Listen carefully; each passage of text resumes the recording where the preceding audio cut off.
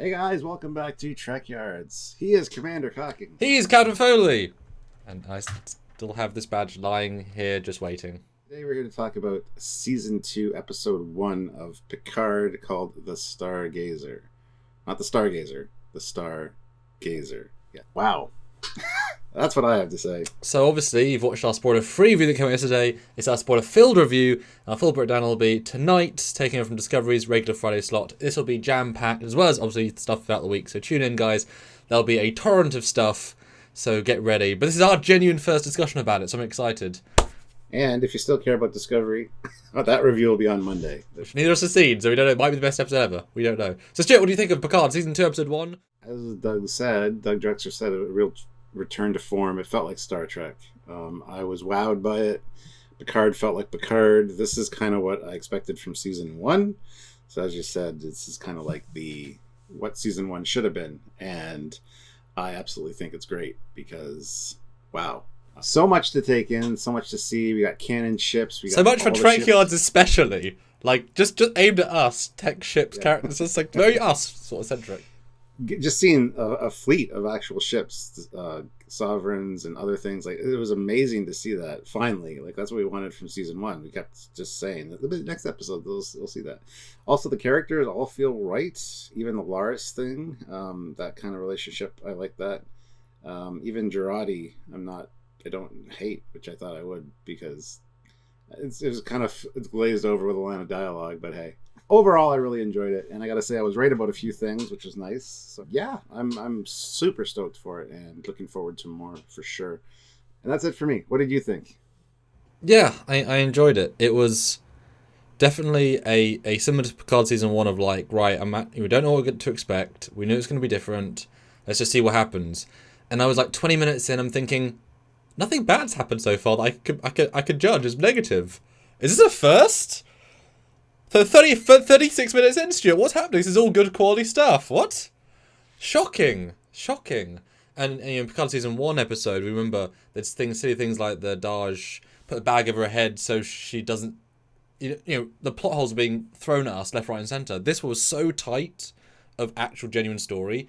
And unlike a lot of the other current shows, for me, this felt like, because it's really also one story.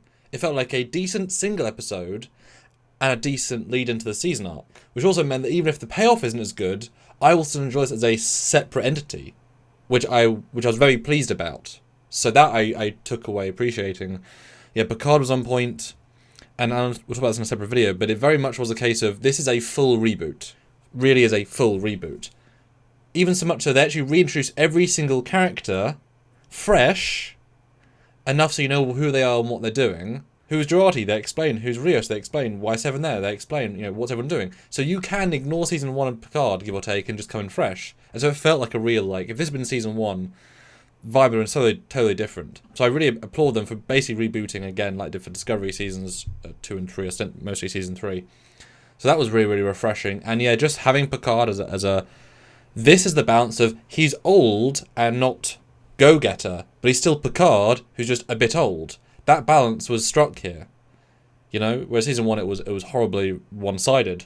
So yeah, it was a lot of fun, a lot of Trekyards. The ending was great. I cannot wait to see more.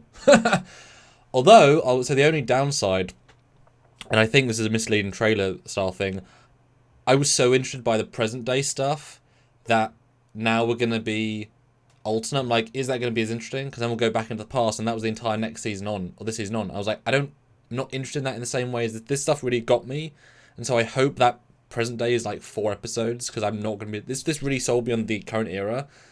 I don't want too much of that. We'll see where the balance is. I think Episode 2 is all going to be the future alternate, so we're going to see a lot of future alternate stuff, so still future, and then Season 3 is probably when... But the Prime stuff was so good. Do we have to go alternate? Can't you give us a couple of episodes of this universe first? A couple? No? Oh... You know what I mean? It was so like, this was good. This was the right tone. Let's not move away so quickly. I had one negative, and that's when the Admiral comes to visit Picard.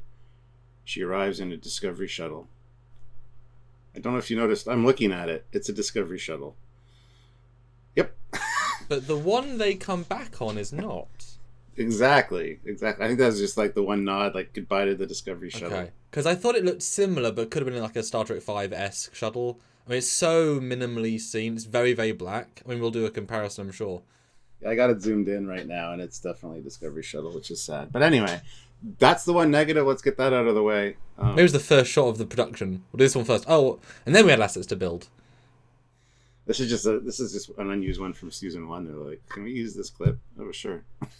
Yeah, because I liked all the exteriors. They were all the Argo variant that we saw at Planitia. They didn't go for variety, but they were all that shuttle, and it was great. Like that shuttle can be everywhere. That's A-OK. You know, they didn't use Discovery shells for those. So, you know, this episode did feel like a lot of criticism. Mistakes they made have been rectified. It felt like a real fresh start. Very refreshing. Yeah. Yeah, absolutely. It's like they actually listened, which was great.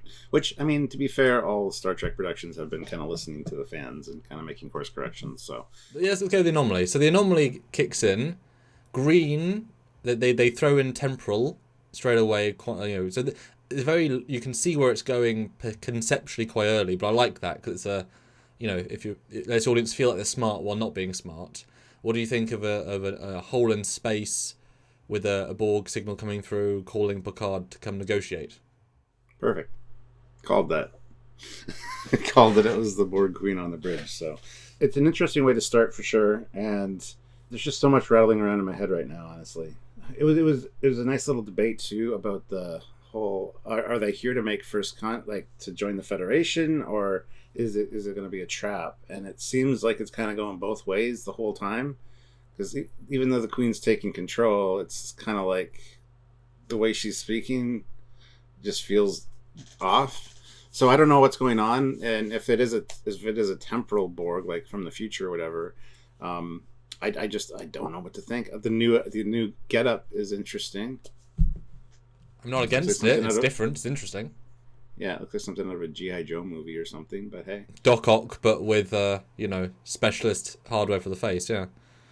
And I appreciate that as soon as they said multiple words on the same path, I was like, oh, is that the Borg uni brain? So there was a lovely stream of consciousness that felt organic and logical. And then when the Borg ship came out, I thought it was a good-looking, weird ship. I can see that being something. So I was totally for that. Even though they used a cunning beam to get into the shields, I thought it was very organic. It was as if it was thought out, you know. But yeah, you can't tell because they did take over the fleet, maybe, but it might just be a takeover fleet to stop them attacking first. Because track record for Borg is pretty atrocious, you know, multiple genocides. So they may have thought, well, this is our last queen, last ship, we can't risk it. You know, they were studying people. You don't know what to think. It was a good balance.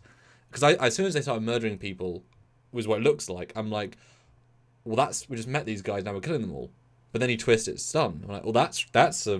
But then again, you're Borg Queen. You want to assimilate. You don't want to. But she could just nanoprobe the air. It wouldn't be hard, you know. It's a very nice mystery to set up with, and temporal, like you said, and advanced, but not too advanced. Well, and not just that, but they waited. A ship appeared, waited long enough for a fleet to arrive, and then interfered. So they weren't even like, as soon as they arrived, they waited for a big fucking fleet, sovereigns and everything. That's a powerful fleet. I love how they were waiting. They said, I don't want to speak to Jean-Luc Picard. And when the Admiral told him that, I just expected him to say, thank God I'm still alive. Or thank God I didn't die. Because what would have happened in that case? We want to speak to Jean-Luc Picard. He died. Sorry. Oh, we did die, didn't he? Yeah, that's true. Yeah. Yeah. Well, we got synth Picard. Not good enough. There's a glazed line over from Guinan about that. About whether it's real or synthetic. Your problem's always been in here. Well, there's also two lines, because Girardi says, you look wonderfully positronic, which I thought was lovely. So it's both been fully ignored and nodded to. Hell of a balance, but also he feels younger. And that's a great thing to swap onto, Picard himself. Just, that's how you should have played him. Seriously, night and day difference. From the first scene, the music, the positive vibe. You see, he can go dark, he can go unhappy, but you need those positive, you need the core of who he is to remain. And it was like instantly, first 5 minutes, he's back. Instantly. Yeah. And speaking of younger, young Q, making up for it, called that way long ago. We all did. We said Well, that you and needed me to be did. there. Fans complained. Yeah, We said exactly. So that needed to be there. Because everybody's like, well, Q isn't. You can look, anyway. He can look like whatever he wants. So yay. and not only that, Guinan, she actually called out why a non-aging Elorian who looked exactly the same 100 years earlier, and 200 years earlier, and 300 years earlier. It's good. Decided to start aging. You can choose how fast they age. Mm-hmm. But in fairness, though, you give Whoopi black hair again, and she looks okay in terms of age-wise. So I thought that was, they thought it through. And the Q thing. I mean, super CG looking. It wasn't a deep fake. It was a weird thing because obviously you can't, like, deep faking hair is a different thing. So they went full CG face. But you know what? It was one shot. And it was absolutely fine. The fact they did it wins all the points. Perfectly thankful for it because it needed to be there to just quell the people that complain online. Because they could have done a deep fake but dyed his hair black. That probably would have looked better. But then practically getting back to white hair for the same shot because there was no green screen there. He was just real guy, CG face. So it looked more. The transition was more real, whereas it would have been. So I'm fine with that, and that's all you had to do. Beautiful, beautiful, beautiful, beautiful. No problem. It's like Luke in a Mandalorian. Might not be perfect, but it's beautifully done and needs to be there. So absolutely for that, and I'm glad we got just that much at the end because, killing everybody is dramatic. Well, when it started and you see like everything go to white, I'm like, this is very tapestry like. You're gonna see Q walk out and you died again, Picard. Yeah. That's what I expected when we finally caught up to it because it jumps back 48 hours later or whatever, or earlier. I mean, but I'm glad we didn't get that. I like the reveal that we got, and I think that worked a lot better. Plus, we had already seen that in the trailers and stuff, so it was the first, and just Picard's reaction to it, like. No, not you again. Was great. Mm-hmm. Well, because it makes the whole thing you just went through feel like a figment of, bullshit. Q interfered with the first Borg. But it is odd, though, that he actually allowed the death of Picard, because obviously you can undo events, but in theory, Picard did die again, so now they're going to have to go back. Now, this might be a temporal paradox situation whereby he has to again go back into earlier content, either season 1, Flashback Picard, something else, because maybe the story has to be to stop this from happening. Maybe this point is now a fixed point of like, this is going to happen. Now we've got to go back far enough to stop it from happening in our version timeline. Yes, the normal present's been messed up, but when we go back and fix that, we've now got to fix my death, because obviously we can't allow all of our main heroes to die except Elnor. No, they die too. Every one of our characters dies, so that can't be allowed to happen again. So we've got to stop that as well. So they might have them going back into earlier. I don't know, because why else? Because maybe pushing a year forward might have led to them. Then they can go back into that year and explore some stuff. Oh, I don't know. It's very intriguing and just leaps and bounds ahead of season 1, first episode, which honestly looks like amateur hour in comparison. It's almost like a fan film in comparison. This one just feels like, and you can see that. It's hard to justify set expenditures on the scale of bridges and corridors, but they used it enough to justify an expense. So it might not be a ton of this season because of its parallel stuff, but good, they justified it almost. Honestly, seeing the Stargazer was fantastic, both internal and external. The bridge feels a lot better now that we've seen a lot more of it. They still seem way too shiny and dark, as opposed to the more comfortable carpeted and better, warmer colors and stuff. But this isn't the Galaxy class. This is more like the Sovereign, more like built for military purposes. Well, I don't think we know at this point. I don't think it was built for military because it Borg enhanced sort of implies sciencey stuff. I would think regenerative shields. That's a good call out. That Seven said that it has Borg enhancements from the relic, from the cube from season 1.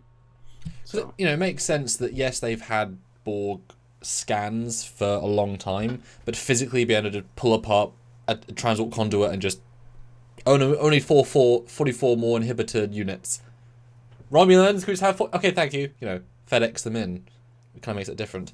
But I was kind of expecting when she said that we might have seen some like Delta Flyer-esque green elements anywhere. So I'm kind of glad we didn't see that, because it should be so integrated you wouldn't even notice that, which it was. My thought on the bridge, it's better than from the concept pictures, and I've got some specific thoughts that we'll do our full breakdown. Definitely too shiny, but not too shiny. It's like 10% too much sheen. It could have done with a bit more matting. The carpet, I think, would have massively helped. And add another colour, because, yeah, it's very one-dimensionally colourful. The main superstructureness. That's just... Yeah. That being said, the L cars worked for me. Even though they were on much bigger screens, a lot of the shots you saw of the officer sitting at them... Oh, those are beautiful. Felt really good. Like, it felt like it should. Well, and there's some really nice... I really liked how they specifically... Unlike... God damn it, this is so embarrassing. Unlike the Discovery bridge officers, I felt like I liked 3 of the bridge crew of this ship more in one appearance than multiple of the other guys. That Bajoran lady, so much character in a few looks. I thought she was great. The black lady, her one line, I was like, you got this. You're selling me on your great L cars. And the Aging Man and the Trill, I was like, I already know all 4 of them, Stuart. Okay, the name's fine. But they put a lot into their 44 seconds of screen time. I don't know if you got that, but I like the way they shot them was very distinct. He felt like he had a bridge crew. We've not had that in like a decade, really. And it felt like a cohesive piece. And so when they were killing, that was really sad. But also when we got those beautiful close-ups, their L cards, you could see them.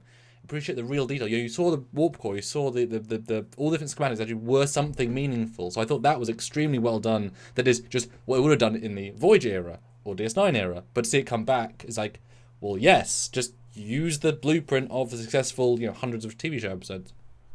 It was a real return to form, and that's what we wanted. This is what I expected from season 1, like straight off the hop. Would have been great at first episode of season 1. Different showrunner. You change the entire creative team and you make something better. It isn't rocket science. You just don't do mistakes. Even all the characters. I mean, they all felt good. Like from people we didn't really care about or like Girardi to Elnor, they all worked here. Like I really love the handoff of the book from Spock, from Picard to Elnor, saying this is about him in the academy being different than everybody else. You'll appreciate it. I love that. Like I cared about the characters again. Oh, maybe for the first time. And the whole line of Girardi, like, well, I just got, pardoned for killing my ex-boyfriend due to some alien mind control. It was all there in the dialogue, Stuart. And Talos and Rios did date and it went wrong as well. Same with Raffi and Seven. It was all there in the dialogue. Like it was actually thought through, and it was let's address the past but very quickly move forward. And it did feel like we kept kind of different characters. Like even the Darj or Soju lady, like that stuff wasn't overly interesting, but it took us right into the Stargazer stuff. But it was like, okay, well this needs to be addressed and we move forward, etc. And speaking of that, I called that too, that she was talking to Deltans. Ha. Yeah. She said when Girardi took her away from the table, she's like, oh, I thought I'd have to break out some Deltan songs in a minute. Oh, so, I just thought that was just songs that I know. No, cool. No. Okay, yay. So, yeah, I didn't catch that. That's cool. Yeah. And I also caught... And I was a bit disappointed originally when they said... so when they're in the academy sequence with Elnor, they say, go to the Sulu. And I thought it meant report to Admiral Sulu, because he should still be alive, potentially. But they didn't mean that. They meant the ship called the Sulu, which is still great. Although I was like, shit, we're going to bring George back? One last hurrah. Because he was young. I mean, he's obviously older than Picard, but Picard's an old-feeling young old. Sulu be an old-feeling old, because he could still be alive, give or take. Small thing. And bloody hell, Excelsior, Raffi's second in command of the Excelsior, which we did see, and it was an Excelsior refit. Not the same as the one from Lower Decks, but similar, which makes sense, because that was not an Excelsior-esque, that was a side... So, another new Excelsior variant, cool. Presumably the actual modern Excelsior. Albina, that's what it's called. It's not Albina, but closer. Yeah. And, just seeing that fleet. Like, this is the fleet we should have seen at the end of Season 1. There was a Sovereign, there was, Galaxy, there was several ships Sovereigns. there. Yeah. Several ships. Lunas. Yeah. Titan's now canon live action as well. Right in there. No delay. Double Titan. And of course... We'll be doing videos about all that stuff. Don't worry, guys. And of course, this will be a definitely big video. Congrats to Star Trek Online for giving 4 ship designs and 3D models into it. So that fleet is both canon ships and Star Trek Online ships. That's the entire fleet. What a tremendous moment for Star Trek history, and that team, big congratulations. And so you can go fly, Picard Season 2 ships in Stowe right now. Go! Yeah, and I definitely got massive flashbacks to Discovery Season 1 when that fleet comes in, but the difference in vibe is, ugh, to that fleet, and underwhelming to this fleet. Because it's just not rocket science. This is stuff you obviously would do, and they obviously did it, you know? Like, you don't need to reinvent the wheel. That said, the new Stargazer, you know, the wheel has been given shiny new rims, but it's still a circle wheel. The wheel is still intact, Stuart. And they don't keep the shuttle bay open because as the shuttle is coming in, it's like opening, and it's like, yes, they got everything right that they needed to. Stuart, ready for this? It has transporter beam emitters. I know. And phaser strips. I saw. And blinkies that are correct red, green, white. First show in freaking years to do that properly. We know that we notice this stuff, guys. Just saying. Why do they get it wrong so often? It's literally so easy. But yeah, they did it, you know. It's remarkable to have so little points of negativity. Now, I do think this episode will be judged after the fact when other episodes come out and the story is developed. So you can retroactively judge it a bit more. Huzzah for them. But the season, episode 2? No? Can we just see it now? No? Can we just... Well, fine then! And Guinan, obviously. What do you think of Guinan's brief, but not so brief appearance? It was really well done. Like you said, that line of dialogue that fixed her appearance issues. Love that. Just her sensing Picard come in and, you know, should we get the top shelf stuff for the hooch? Let's go for the hooch. Was good as well. I mean, there's just a lot there. Like the way she spoke to him. What's the one thing that happened to you that you never told me about? Like, you need to tell me.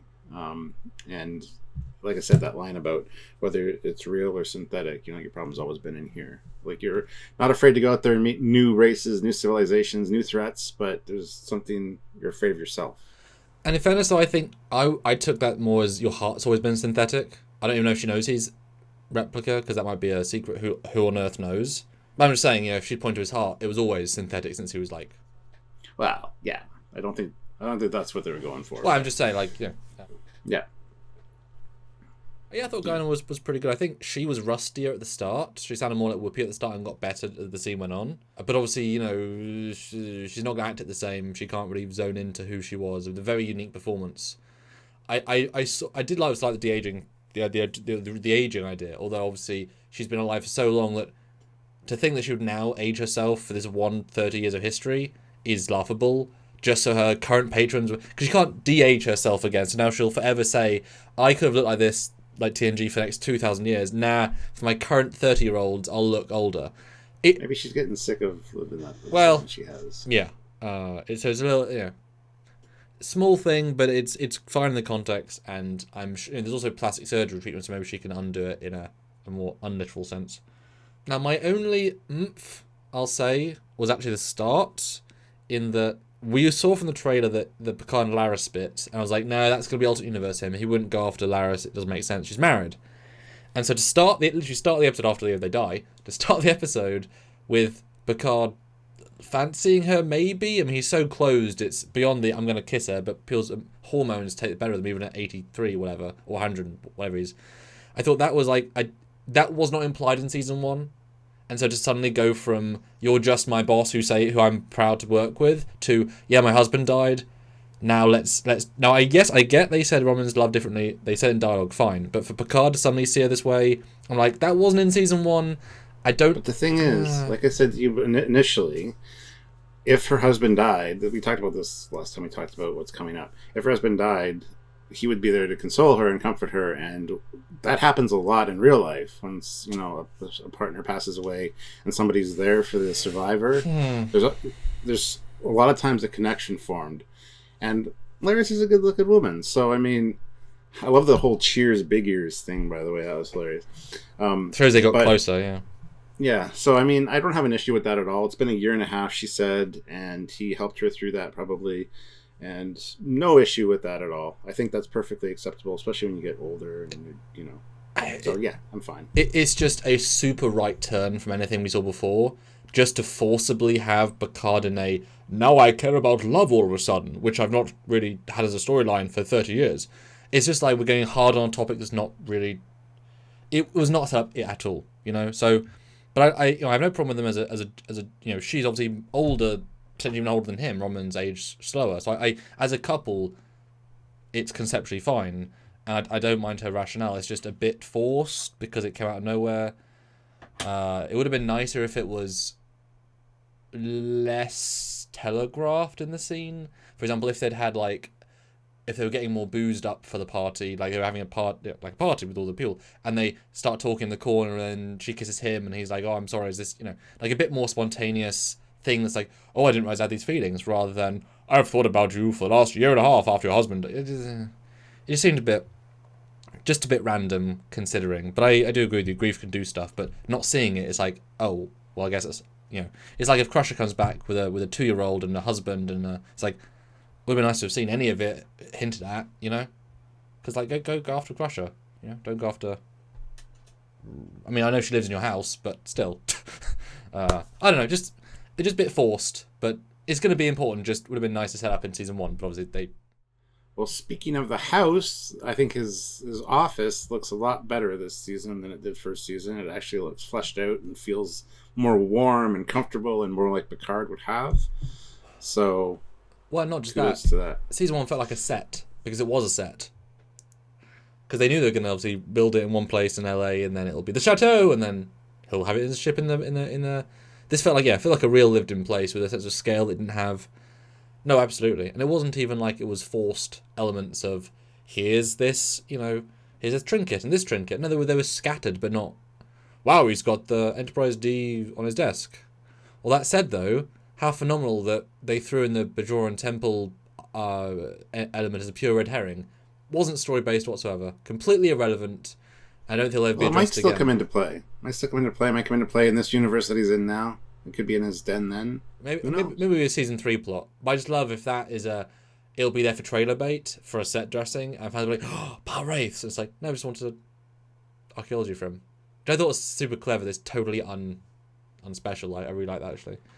Because it doesn't go the way you're thinking. Like, the amount of Starfleet we got was astounding given every other show. And that was good Starfleet. It was like, keep it coming, please. But alternate universe. So, damn, back to this reader. Damn it. Damn it. I'm sure we'll get evil Stargazer or something of the ilk with the same bridge just redressed to look more evil, and some other captain will come in. I'm sure that's what we'll have. So we'll see, I'm sure. Yeah, I mean, overall, I'm just really, really enjoying this. I need to watch it again for sure. I will say that it's not the best episode of Star Trek ever, by any means. This is not like top-tier Trek, right? But it is refreshingly good compared to Picard, and thoroughly enjoyable as an episode.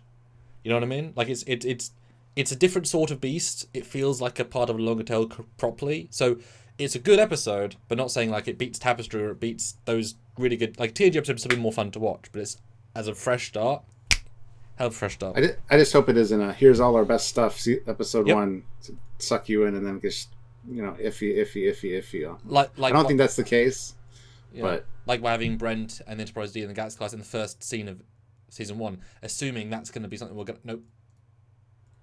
To be fair, that was the first scene, not the first episode. Like this whole episode was fantastic. But you remember the first episode with that scene though. That defines the episode, yes. And it is so yes, hopefully cross fingers. But there are better people working on this that understand Trek a lot more than last group.